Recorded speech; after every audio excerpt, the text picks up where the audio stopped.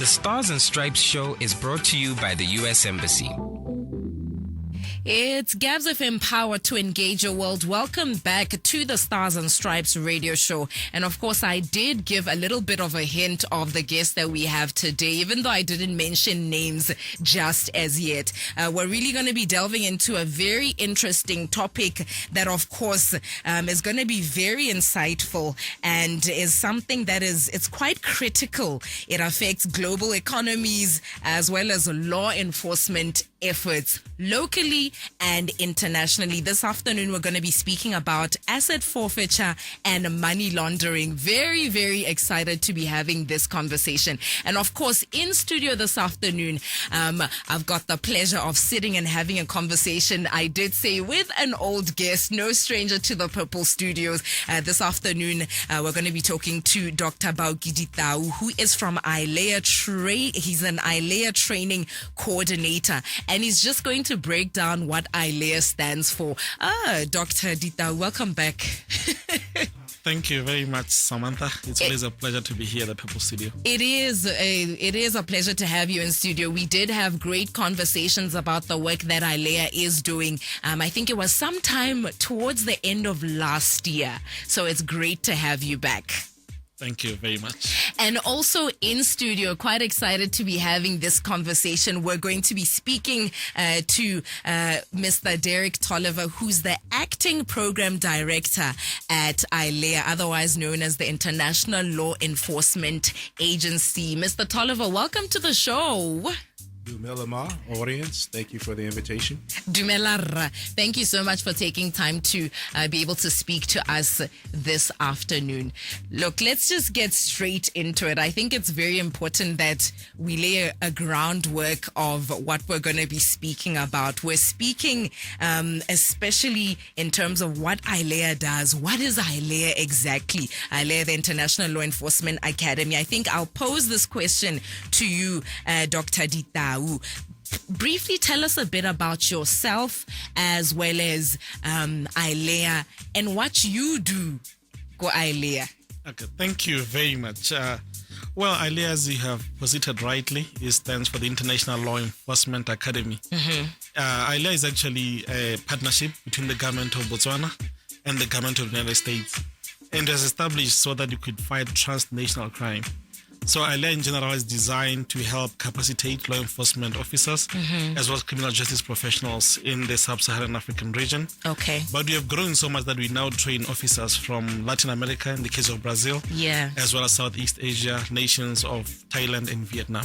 Okay. And then for me as a training coordinator, I'm just in charge of programs. I have our superiors, like Mr. Tolliver, who's here. But my program is to run the trainings themselves. Okay. Yeah. Wow, that sounds fantastic. It's so interesting because I saw, to prelude to this discussion on the pages for the American Embassy, I saw somebody asking, how do we join? How are we a part of this very exciting work that ILEA is doing? So I think towards the end of the conversation, we need to speak on how people can be a part of this conversation and the journey that ILEA has started. So today we're speaking about asset forfeiture and money laundering. And I think, these are things for some of us, we watch a lot of movies and this comes up in movies, but I don't think that fully describes the scope and what it means, especially for rona ba re lebang di action pack movies e leng gore ba leka go tlhalosa mme re sa tlhaloganye. Please briefly tell us about, asset forfeiture and money laundering and also the training program that ILEA is running and has recently conducted in that specific space. Thank you once again, Samantha. As you have rightly posited, we recently held the asset forfeiture and money laundering program. It was actually the subject matter experts, or should you say the trainers of the program, was the Drug Enforcement Administration, the USDEA. Okay. They fall within the US Justice. Okay. So they're part of DOJ. So basically, as the name entails, there are two parts to it. There's the asset forfeiture, and then there's the money laundering to all the discourses. The asset forfeiture actually it's simple. It speaks about the assets that are accumulated or that are attained by using the proceeds of crime. So it could be you, if in this case, assuming that figuratively, of course, that one steals maybe money somewhere, and then they use that money to go and buy, let's say, cows. So those cows basically are assets that were procured using illicit funds. Yeah. And then the money laundering aspect of it just simply means that the money that was acquired through an improper, illegally, let's just say through stealing, as the case I mentioned about money being stolen, and then with the person trying to disguise that the money was attained through dubious means. So that's what it entails. Okay, I think that makes perfect sense. And I think this is about that time where we bring you into the conversation, Mr. Derek Tolliver. Like I did say, welcome to the Purple Studios. It's such a great honor to be able to have this conversation with you. And I think for our listeners and also, for everybody here, for some of us who are meeting you for the first time, let's just begin by just getting to know you in a nutshell and what exactly you do at ILEA. Well, thank you very much again, Samantha. So again, Derek Tolliver. I'm the acting program director at the ILEA Academy in Alberoni. First and foremost, I'm here with my family, my wife and my 2 sons. Wow, okay. And we'll be here for a quite extensive period of time, perhaps through 2027. And so what I do at the ILEA Academy, I work with my co-director, who's with the Botswana Police Service, Ms. Ludo, and about 30 other people from the U.S. Embassy and the Botswana Police Service to deliver world-class programming here at the Academy. Okay. We train over 36 partner nations are part of the ILEA program here, and so roughly about 1,200 participants come here each and every year to receive training. Wow, absolutely fantastic, Mr. Tolliver. When did you arrive? Now I'm taking it a bit out of the way. When did you arrive and how are you finding Botswana? I first visited Botswana in April of 2023 on invitation of the outgoing ILEA director. And I had to come back, so I came back, got assigned here in September. How am I finding it? I'm enjoying the landscape. You should come out and visit the beautiful academy on the police campus, the food, the culture, and just the general camaraderie with the people that we work with on the Botswana police campus. Another question. How are you finding our beef? If I knew the word in Swana to say delicious, that's what I would say right now. It's absolutely impeccable. Great question. Great answer to that. Well, welcome to Botswana, and we're quite excited to continue these conversations with you, especially in the years that you're going to be working with ILEA. And I'm hoping they gave you a warm welcome and that you've been able to settle in well. Now, let's get into looking at ILEA and just the support. It seems like you mentioned a lot of cross collaboration between law enforcement agencies here, the U.S. Embassy, the government of Botswana, etc., etc. How does ILEA support Botswana's law enforcement training? So ILEA supports Botswana's law enforcement training and goes by collaborating with Botswana Police Service, the Justice Department on the programming activities here. The programming is determined on the needs of the country, essentially. And so we partner with the government of Botswana. We work with our partners in the U.S. International Narcotics and Law Enforcement to develop a training schedule, a robust training schedule based on the prevailing crimes of the era. So, of course, last week we had the Drug Enforcement Agency here. In the weeks ahead, we'll have Customs and Border Protection here. We're going to have different agencies, my own agency, the Diplomatic Security Service. So for crimes in Botswana, we have specialized programs that we can develop and work with them on, and that we do quite often. Okay, sounds absolutely fantastic. It's Gabs FM, Power to Engage Your World. Today on the Stars and Stripes radio show, we are looking and speaking to our good friends from ILEA, the International Law Enforcement Academy, specifically also looking at the conversation around a program that they've recently run on asset forfeiture and money laundering. On the other side of these, we're going to continue the conversation and really find out, the participants, how the the program went, and much, much more. Remember, if you'd like to be a part of this conversation, our WhatsApp line is open on +267 395 6962. Our SMS line is also running on 14960 for people who would rather send an SMS. And of course, we've got our phone lines that are open here, 395 6962. 1226 is your time. The Stars and Stripes show is brought to you by the U.S. Embassy. It's Gabs FM Power to Engage Your World. Welcome back to the show.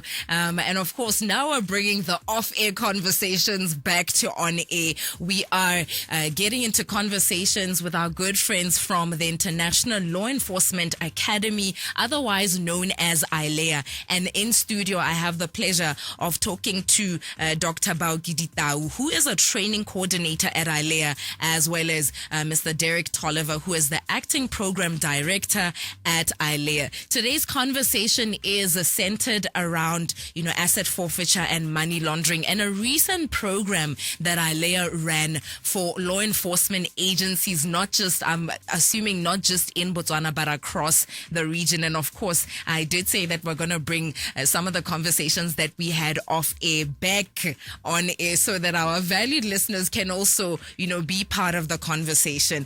Dr. Ditau, let me just pose this question to you. Off air, I was asking you about, a robust program such as this one that you guys have recently had in terms of training law enforcement across the region. How many countries participated, first of all, as well as the numbers? How many countries were part of this program? Well, we actually had 6 courses. We had Angola, Botswana, Brazil, Kenya, Mozambique, South Africa, and Tanzania. All the way to Brazil? Yeah. From Brazil? Mm-hmm. Oh, okay. Okay, so how many people were in this training? We had about 27 participants, and like the countries that I've mentioned had sent. Botswana had the lion's share with 6 participants. The rest had 4, with Mozambique being the least with 3 participants. Okay. Yeah. And then in terms of what are some of the things that these participants had to go through with this programming?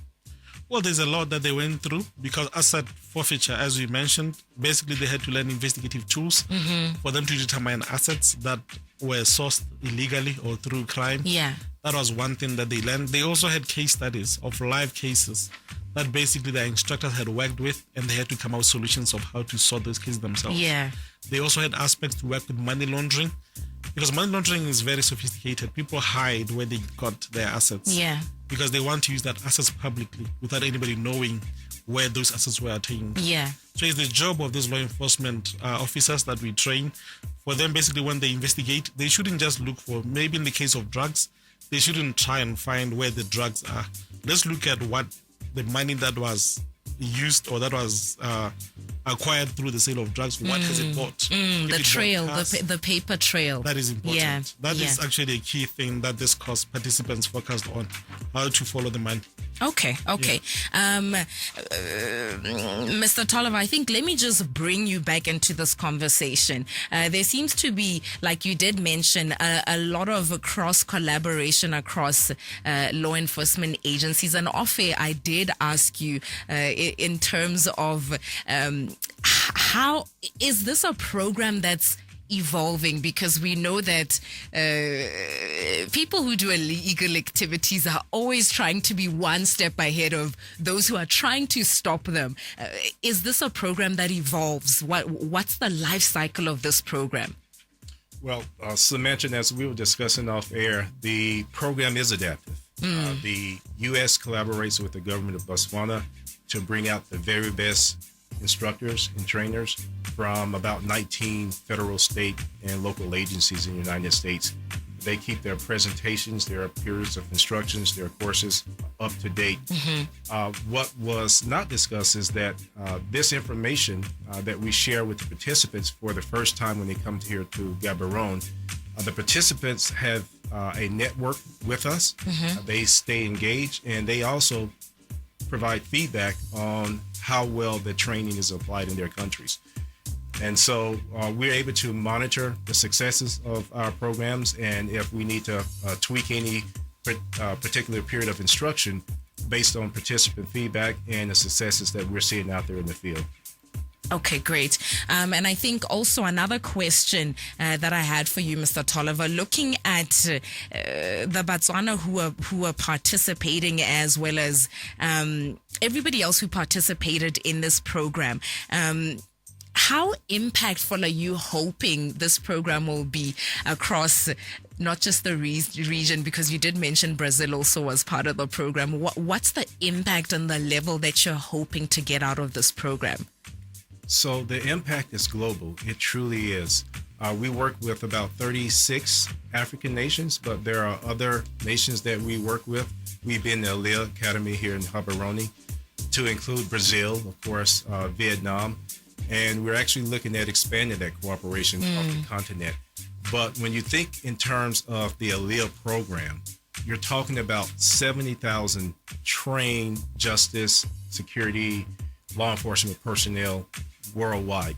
So when they come here and receive the training, what doesn't matter what is in, they get to have access to that network. They get to tap into that network, have discussions and conversations with other professionals who face similar challenges. Wow.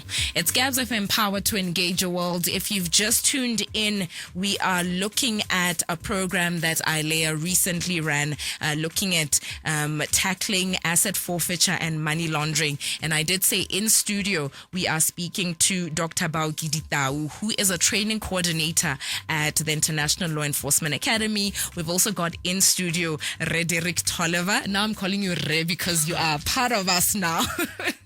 We're speaking to Derek Tolliver, who is the acting program director at the International Law Enforcement Agency. I think another question that I have for you, Mr. Tolliver, let's look at just how the financial investigations for public corruption training program assists Botswana in terms of addressing corruption.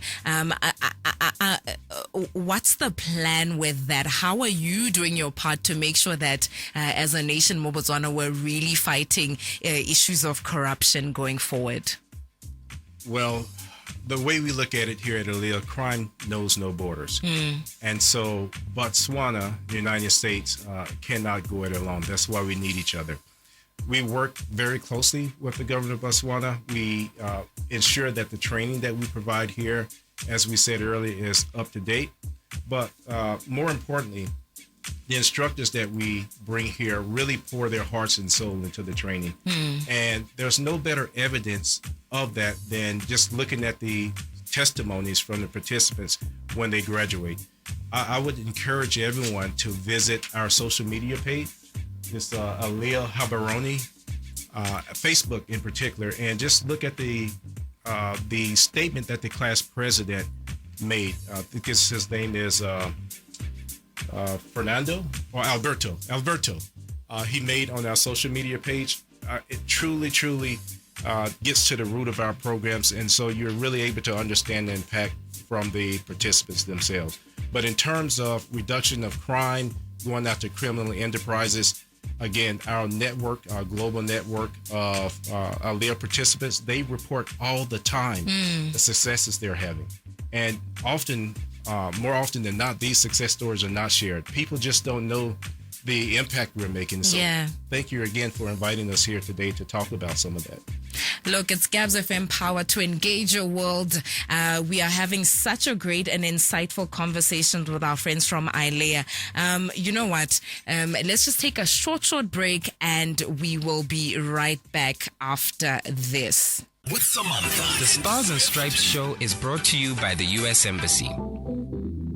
It's Gabs FM Power to Engage Your World. Welcome back to the Stars and Stripes radio show, a proud partnership between Gabs FM and the U.S. Embassy in Botswana. This afternoon, we're just wrapping up our conversation with our guests from ILEA, the International Law Enforcement Academy. And in studio, we're speaking to Dr. Baukiditau as well as Mr. Derek Tolliver, who are both representing ILEA. And of course, speaking on a recent program that ended that was looking at asset forfeiture and money laundering. And they did mention that a few countries were well represented in terms of attending and being part of this very robust programming. Now, a question, I don't know who is going to decide to take this one. Looking at, the law enforcement officers that have graduated from your past programming, I just want to find out the alumni. How big is your alumni,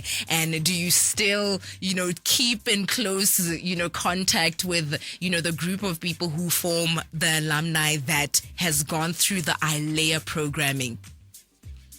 Yeah, I think we'll both have a stab at the question. Okay. Our alumni around African continent is over 16,000. 16,000. Yeah. And okay. then in Botswana it's over 2,000. Okay. And we really keep in touch with them all the time. We have WhatsApp groups. We really are in touch. What we do is that we also have programs where we go to our alumni.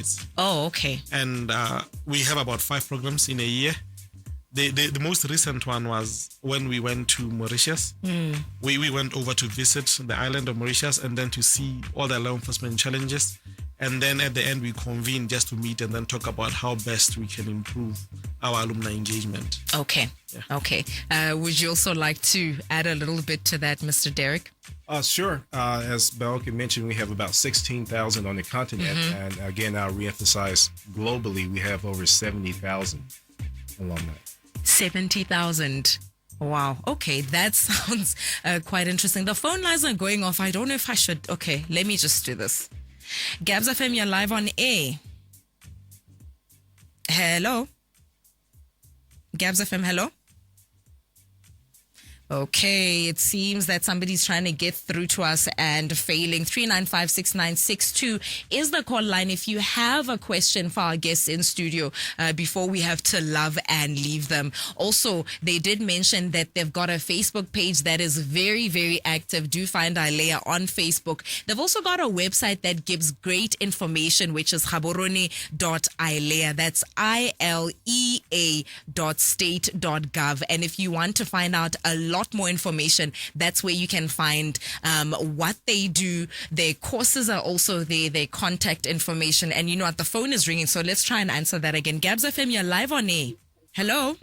Hello, madam. Hi, how are you? I'm great. How are you? We are absolutely fantastic, and it's great to hear from you. Remang. It's good to hear from you. Our guests today. No, I just want to extend my pleasure, my thanks and gratitude to the two gentlemen appearing before you, Samantha. I'm happy that the flag is still flying high because of them. I hope you remember me. Just say hi to the guys. Tell them I miss them so much. We're missing so much. They're listening to you right now. That is a familiar voice. So much, and I know they're doing a good job. And I know with them, my Ilea is in good hands. Oh, wow. Thank you so much for that encouraging word. Thank you for calling. Thank you so much. Have a great day. Thank you. There was another call coming in through, but I think they heard the phone. Let's just get this phone call. Gabs FM, you're live on air. Hi, Samantha. How are you doing today? I'm doing fine. How are you? It's great to hear you. We haven't heard. There as well. Yeah, I just wanted to say that what those gentlemen stand for is very noble, and we really appreciate it. For some of us who have lived, for a few decades, both are here and maybe some in the Western countries as well, and keep up with the news generally. There is always a nagging concern. And the concern is that, you have government working with another government, and in an exercise such as this one. And yet we also witness all the time that governments themselves seem to be inherently corrupt. Governments themselves, but of course it's not very nice to hear that truth. But it's a fact. Whether you're talking about here in Botswana, in Africa in general, or in Europe, or in America, governments are and it could have been in the U.S., the Trump government or Biden government, Barack or Bush.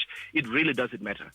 Government just seem to be like that. And so when we are suffering from rampant corruption in a small country like Botswana, and it seems to be just endemic. It seems to be going on and on year after year. You never really see any busting of anyone. It makes one wonder, what are you guys doing? Including the DIS, for instance. So I hope I'm not sounding too dejected and maybe cynical, but I just hope that this time around we will see a difference, because we don't ever seem to. But thank you very much. But we appreciate the effort otherwise and what you guys stand for. Thank you so much. Thank you for your call. Bye. People have lost hope, but you guys are fighting tooth and nail to make sure that things are done properly. Thank you so much for the work that you do. Thank you so much, Samantha. Look, we're fast running out of time. And any last words from you? Let me start with you, Dr. Ditau. Well, I was just to thank you for the opportunity and also to talk to almost everybody who's listening, that our officers that we train are ethical. Ethics is basically part of the course that we do. Yeah. So we really do our best to try and make sure that everybody does what they're supposed to do. Thank you. And from you, Mr. Tolliver? I mentioned we have a graduation ceremony at the end of each training. Yes. We consider it at Aliyah more or less a adoption of these participants into the Aliyah family.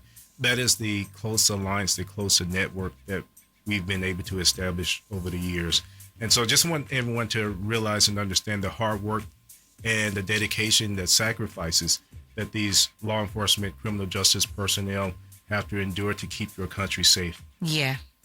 Thank you so much. And we are very, very excited that you gentlemen and your team are doing all that you can to make sure that we as the citizens of the nation of Botswana are in good hands. Thank you so much. And also another one, how do we contact you? How do we find you? If we're, obviously the website is there, but is there a phone line that we can reach out to? Some people would rather use a phone to ask questions instead of the normal email addresses. Is there a contact number?